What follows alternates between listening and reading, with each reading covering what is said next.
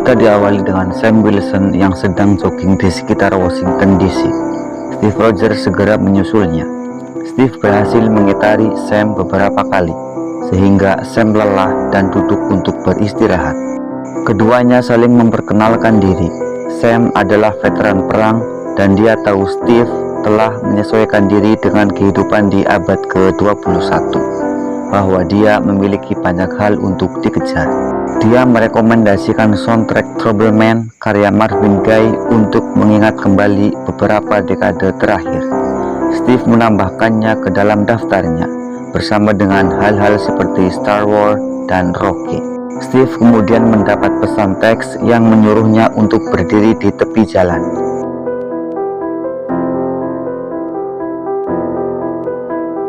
Sebuah mobil berhenti, dikendarai oleh Natasha Romanoff alias Black Widow. Dia menyapa kedua pria itu dan meminta Steve masuk ke dalam mobil.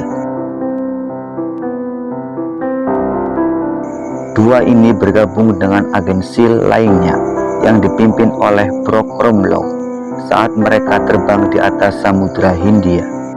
Sebuah kapal SEAL Lemurian Star telah diambil oleh bajak laut yang dipimpin oleh George Patro.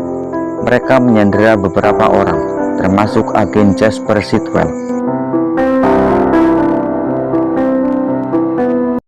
Steve dengan kostum Kapten Amerikanya keluar dari jet hanya berbekal perisai dan tanpa parasut. Dia mendarat di air dan naik ke kapal, menghajar setiap penjahat yang menghalangi jalannya.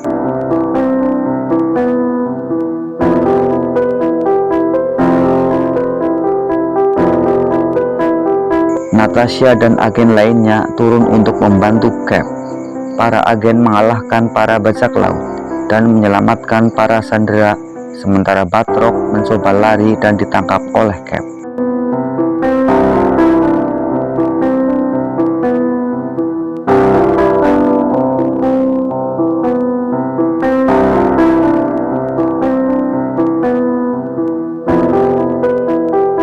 Mereka bertarung di dek kapal, dengan Batroc segera bangkit berdiri bahkan ketika Cap berhasil menjatuhkannya.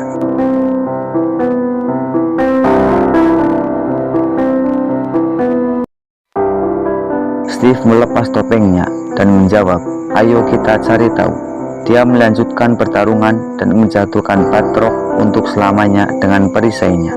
Steve mendapati Natasha tengah mengekstrak file dari komputer kapal menggunakan flash drive SEAL.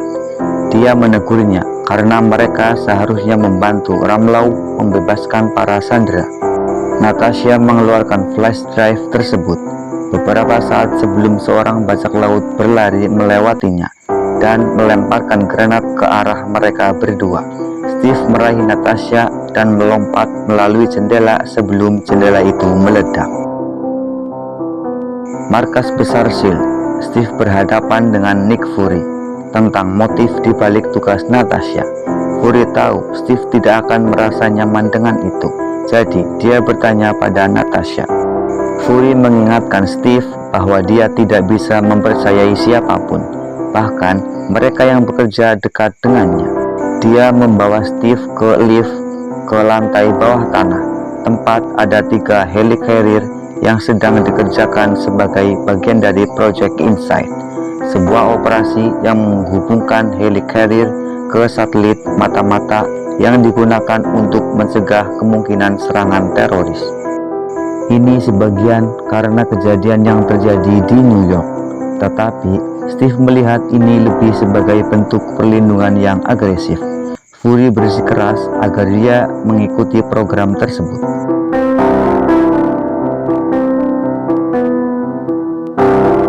Steve mengunjungi Museum Smithsonian untuk melihat pameran yang didedikasikan untuk Kapten Amerika. Seorang anak mengenalinya saat menyamar, tetapi dia tahu untuk tutup mulut. Di antara pajangan tersebut, terdapat manekin dengan kostum pasukan komando lama Steve dan salah satu teman lamanya, Bucky Barnes, yang meninggal saat terjatuh. Steve menonton video cinta lamanya, Peggy Carter, yang mengenang tindakan Steve sebagai Cap.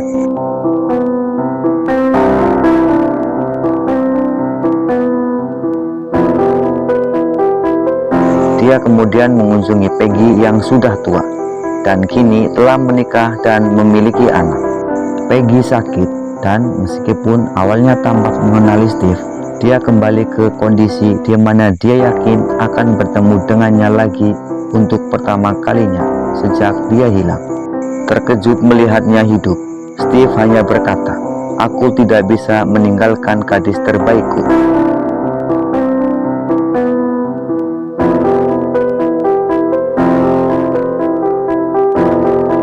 Fury mencoba mengakses file yang Natasha dapatkan di flash drive, tetapi dia tidak dapat melewati keamanan, sesuatu yang tampaknya telah dia atur sendiri. Dia pergi menemui sekretaris Alexander Pierce karena dia sedang bertemu dengan Dewan Keamanan Dunia untuk membahas masalah pembajakan kapal.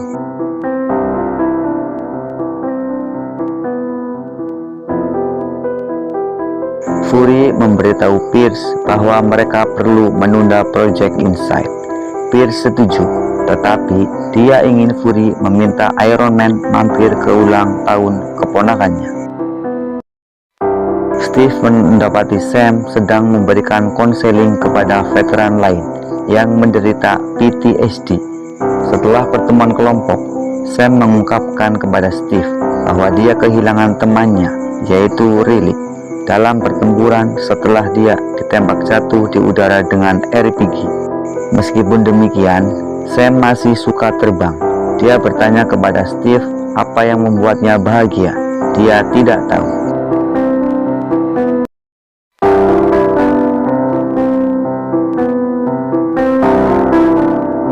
Saat Fury mengemudi, dia menghubungi agen Maria Hill untuk bertemu dengannya. Sebuah mobil polisi kemudian menabrak mobil Fury. Lebih banyak mobil datang bersama dengan truk tim SWAT yang penuh dengan tentara bayaran yang menyamar. Mereka mengelilingi kendaraan Fury dan mulai menembaki.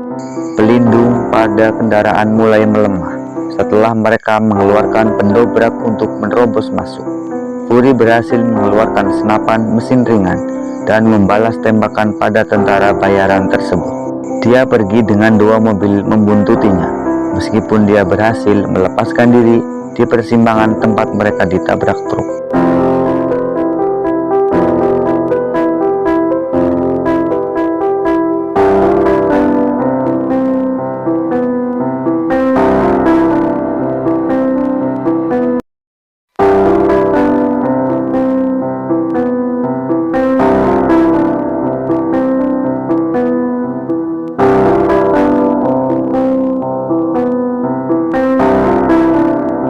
Fury memerintahkan komputer kendaraan untuk membawanya ke lokasi yang aman. Sebelum komputer dapat melacak tempat untuknya, sosok misterius muncul dan menembakkan bom yang menempel pada kendaraan Fury. Bom itu meledak dan membalikan mobil. Pembunuh itu berjalan ke arah Fury, tetapi dia melarikan diri tepat waktu dengan membakar lubang dengan senjata lasernya. Steve kembali ke apartemennya dan mendapati tetangganya yang cantik, yaitu Emily Van Camp, sedang mencuci pakaian.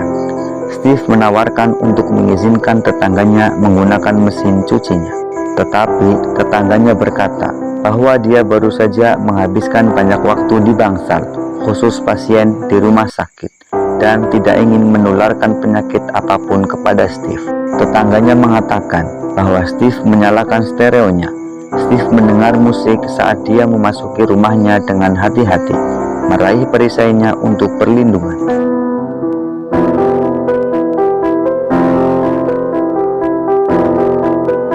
Dia mendapati Fury yang terluka duduk di sofanya.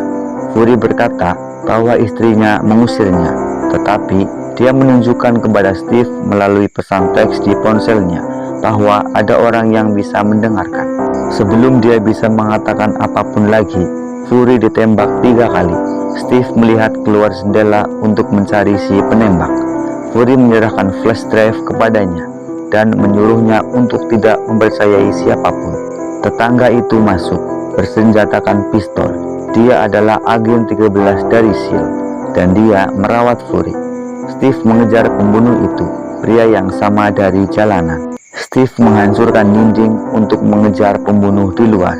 Dia melemparkan perisainya ke arah Steve, tetapi pembunuh bayaran itu menangkapnya dengan satu gerakan cepat, lalu melemparkannya kembali ke Steve. Steve menangkapnya dan mendongak, hanya untuk mendapati pembunuh bayaran itu telah menghilang.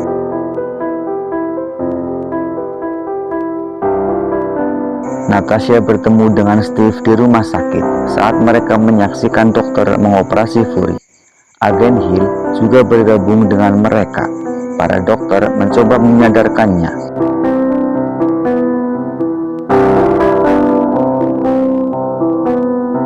Mereka melaporkan kematiannya.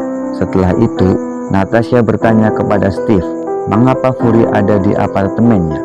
Dia mengaku tidak tahu.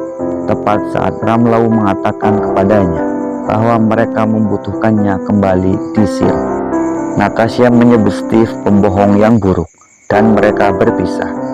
Kita melihat bahwa Steve juga menyembunyikan flash drive di balik sebungkus permen karet di mesin penjual otomatis. Steve dibawa untuk berbicara dengan Pierce. Dia juga bertanya kepada Steve mengapa Fury ada di apartemennya, berharap menemukan petunjuk tentang siapa yang menghabisinya. Mereka mencurigai Batroc setelah dia ditemukan pada malam sebelumnya di sebuah rumah persembunyian. Pierce menyindir bahwa Fury menyewa para perompak untuk menyusup ke kapal, sehingga dia dapat memperoleh informasi rahasia dan kemudian dihabisi setelah kesepakatannya gagal.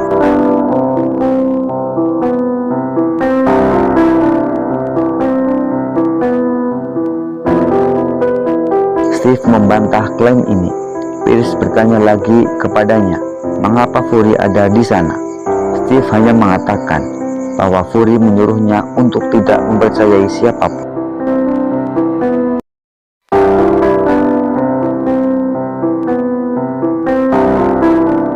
Steve melompat ke lift yang kemudian dipenuhi oleh lebih banyak agen SEAL, termasuk Ramlau.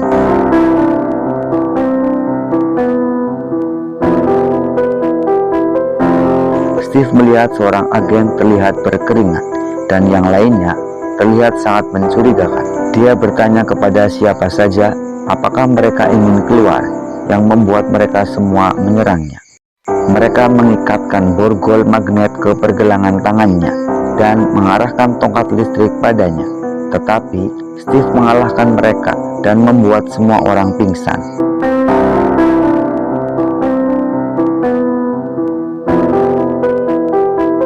Sitwell melihat ini melalui monitor dan memerintahkan tim strike untuk pergi ke lift. Steve memutuskan borgol dengan perisainya.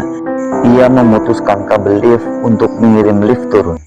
Tim itu masih mendekat, jadi Steve memecahkan kaca di lift dan menghantam lantai. Ia berlari ke garasi dan mengendarai sepeda motornya, menghindari rintangan yang dipasang oleh SEAL. Sebuah Quinjet muncul untuk menembak Steve. Dia melemparkan perisainya ke baling-baling, membuatnya macet, dan memberinya kesempatan untuk melompati dan melarikan diri.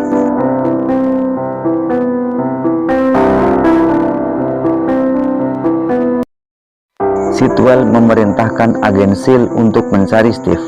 Agen 13 menuntut untuk mengetahui mengapa mereka memburu Kapten Amerika. Pierce masuk ke ruangan dan mencapnya sebagai buronan karena menyembunyikan informasi tentang kematian Fury.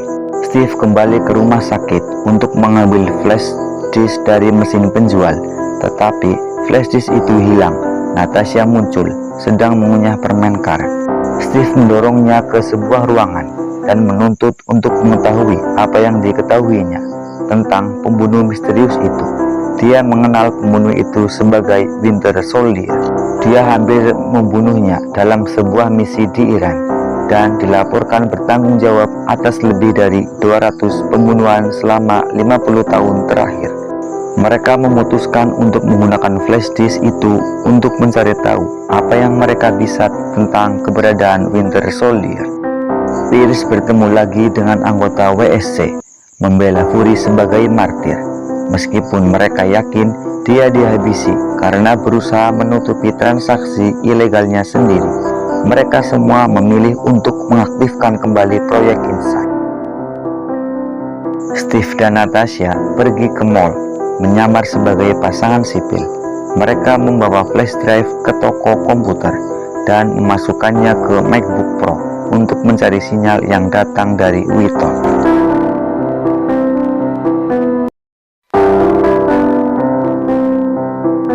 Keduanya melihat Ramlau dan agen SEAL lainnya datang dari setiap sudut.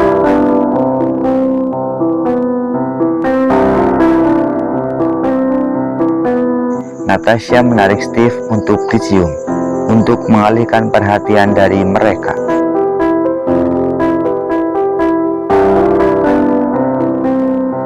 Duo ini berkendara ke pangkalan militer terbengkalai tempat sinyal membawa mereka ke sana.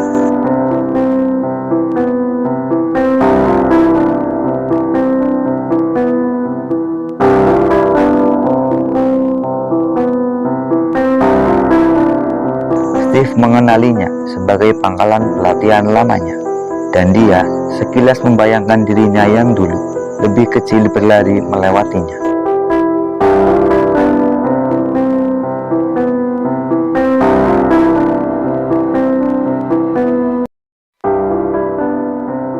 Dia memasuki fasilitas itu bersama Natasha, yang ternyata adalah kantor SEAL asli. Mereka menemukan potret Howard Stark dan Peggy yang dibingkai bersama dengan Kolonel Chester Phillips. Steve melihat ke balik rak buku dan menemukan sebuah ruangan yang penuh dengan komputer.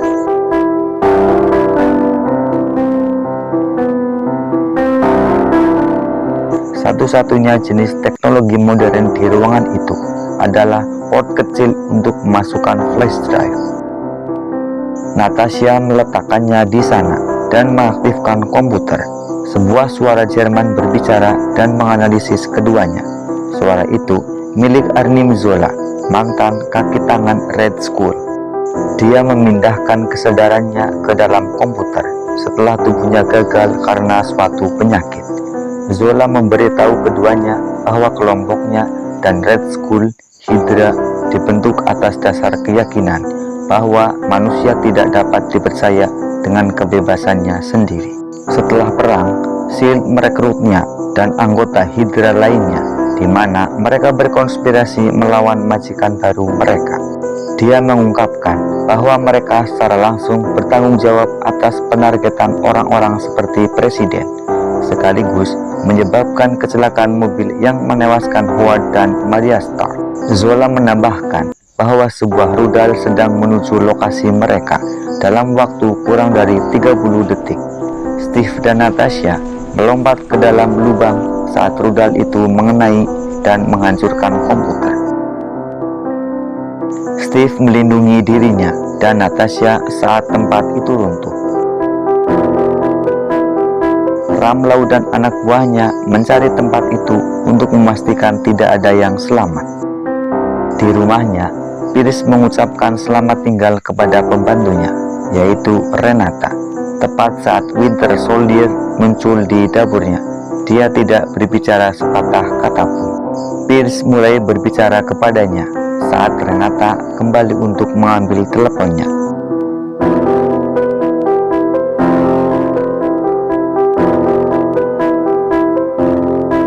Steve dan Natasha bersembunyi di rumah Sam karena tahu mereka pasti bisa mempercayainya.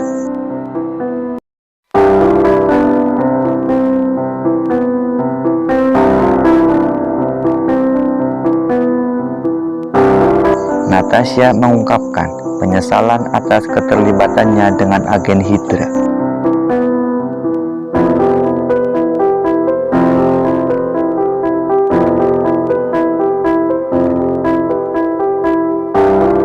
Sam setuju untuk membantu keduanya memanfaatkan proyek militer bernama Falcon.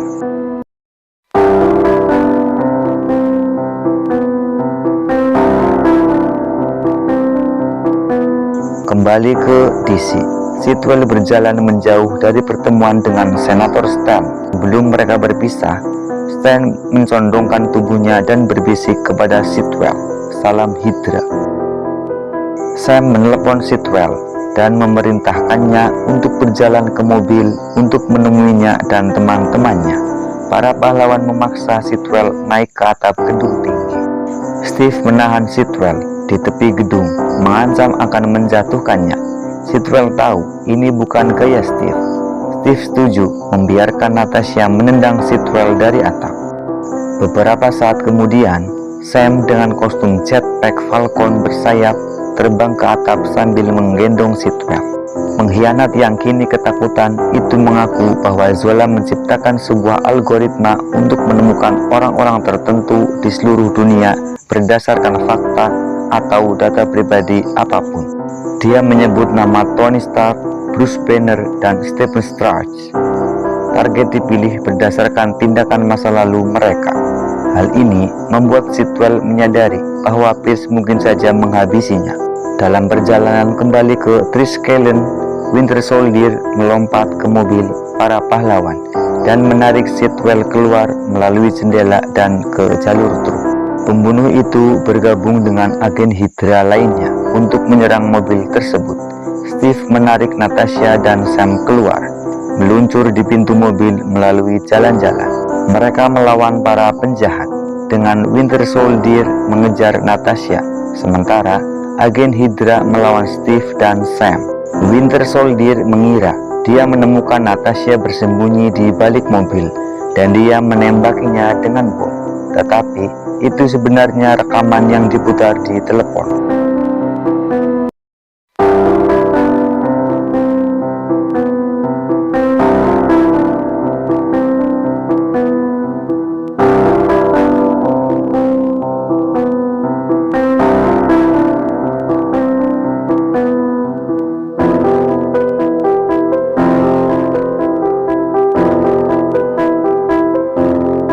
Ketika dia menemukan Natasha, dia menembaknya. Steve melompat keluar dan melawan Winter Soldier. Pembunuh itu sama cepatnya dan bahkan lebih kuat dari Steve.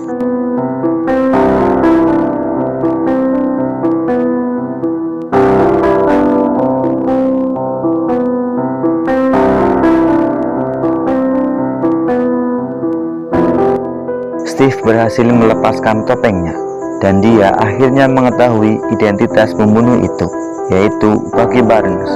Steve menatap pria yang dulunya adalah temannya, tidak percaya bahwa dia berdiri di hadapannya hidup-hidup dan mencoba menghabisinya.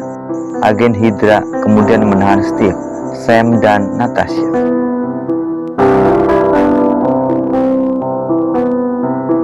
Para pahlawan dibawa ke dalam mobil tahanan.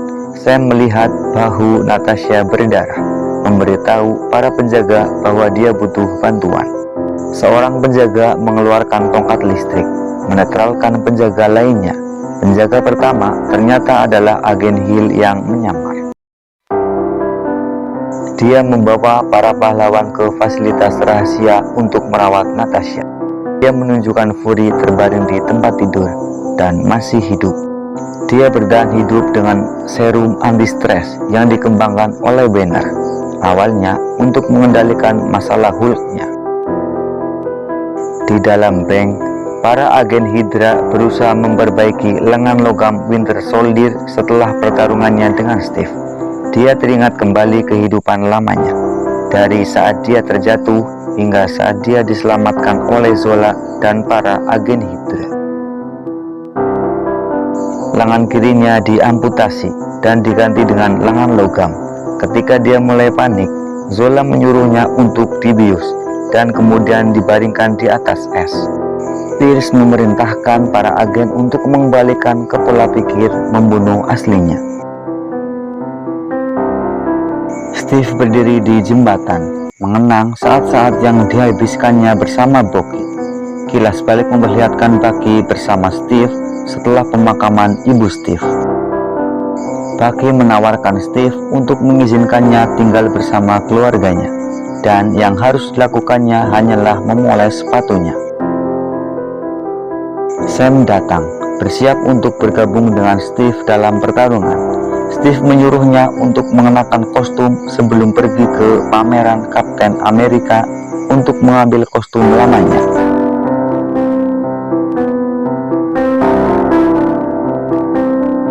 Anggota WSC tiba di Triskelion Dipandu oleh Pierce, dia memberi mereka pin elektronik yang akan memberi mereka akses kemana saja di gedung itu. Kapten Amerika dan Falcon masuk ke markas besar. Cap mengakses mikrofon yang menyambungkannya ke setiap speaker. Dia memberitahu agen SEAL bahwa Pierce adalah pengkhianat yang bekerja dengan agen Hydra, dan mereka harus menghentikan Project Insight agar tidak terjadi. Ramlau dan anak buahnya masuk ke ruang kontrol. Dia memaksa seorang agen untuk melepaskan helicarrier, tetapi agen 13 campur tangan. Dia memaksa Ramlau untuk menjatuhkan senjatanya. Dia melakukannya, lalu meraih pisaunya dan memotong lengan 13, yang menyebabkan baku tembak antara agen SEAL dan Hydra. Ramlau di tengah peluru berhasil melepaskan helicarrier sendiri. Cap dan Falcon menuju helicarrier saat agen Hydra mencoba menembak mereka. Cap memasukkan chip pertama ke dalam satu helicarrier, sementara Falcon terbang berputar-putar menghindari tembakan. Sementara itu, Hill memantau kemajuan mereka sambil melawan agen Hydra yang mencoba menghabisinya. Pierce mencoba meyakinkan anggota WSC untuk bergabung dengannya dalam proyek mereka. Dia menyerahkan segelas sampahnya kepada anggota Dewan Singh, tetapi Singh menolak untuk bergabung dengannya dan melempar gelasnya. Pierce mengeluarkan pistol dan membidik Singh, tetapi anggota Dewan Hawley menendang Singh, lalu mengalahkan preman Hydra lainnya di ruangan itu sebelum mengambil pistol. Dia melepas penyamarannya untuk memperlihatkan Natasha. Bantuannya datang ketika Fury keluar dari helikopter yang mengejutkan Pierce. Mengetahui Pierce mungkin mengubah pemindaian retina, Fury melepas penutup matanya untuk memperlihatkan matanya yang mati dan terluka untuk mengesampingkan Project Insight bersama dengan Pierce.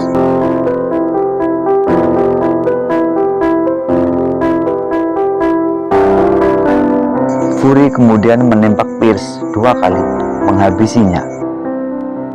Cap menghadapi Winter Soldier di dalam helicarrier, mencoba untuk menghubungi sahabatnya dengan mengingatkannya bahwa jutaan orang bisa meninggal.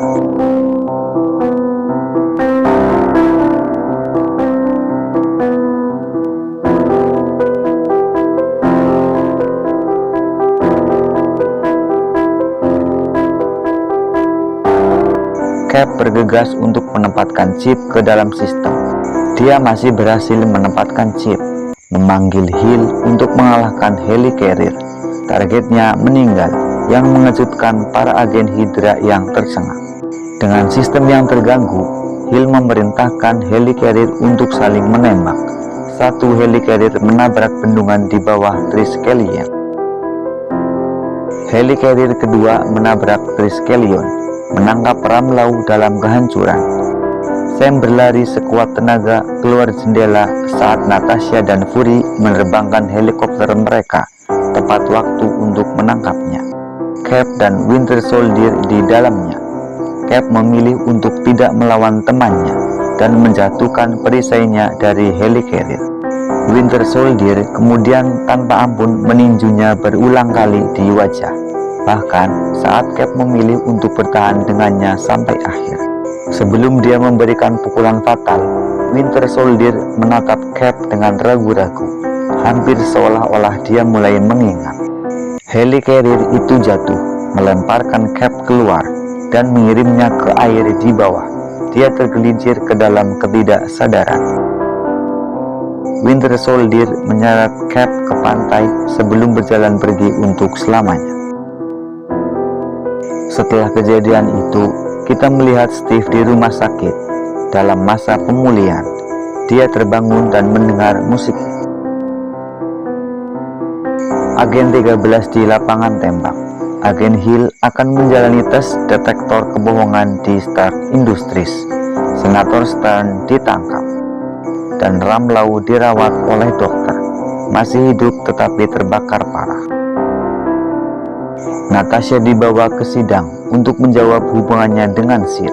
Dia membela diri dengan mengatakan bahwa meskipun mereka ingin memasukkannya ke lembaga pemasyarakatan, mereka tidak bisa karena anggota dewan tahu mereka membutuhkannya dan sekutunya. Dia dengan tenang pergi. Sementara itu, Fury menyingkirkan semua jejak keberadaannya, termasuk paspor dan penutup matanya, lalu membakarnya untuk selamanya. Fury bertemu Steve dan Sam di makamnya sendiri.